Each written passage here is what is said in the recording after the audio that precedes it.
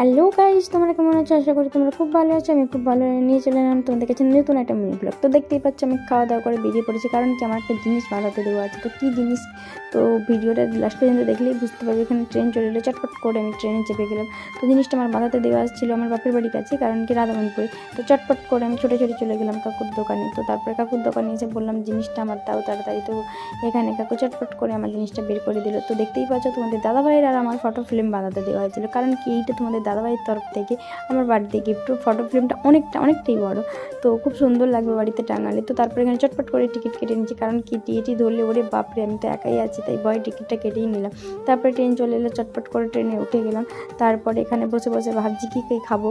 তো তারপরে এখানে নেমে চটপট করে, কিছুই তো সেরকম ছিল না, তাই একটা ব্রেড চপ আর একটা চিকেন ললিপপ কিনে তোমাদের দাদাভাই আর আমি দুজনেই মিলে কিনে নিলাম, কারণ কি তোমার দাদাভাই আমাকে আনতে এসেছিলো। তো আমরা এখন খেতে থাকি, তোমরা আমার চ্যানেলটিকে সাবস্ক্রাইব করতে থাকো। বাই।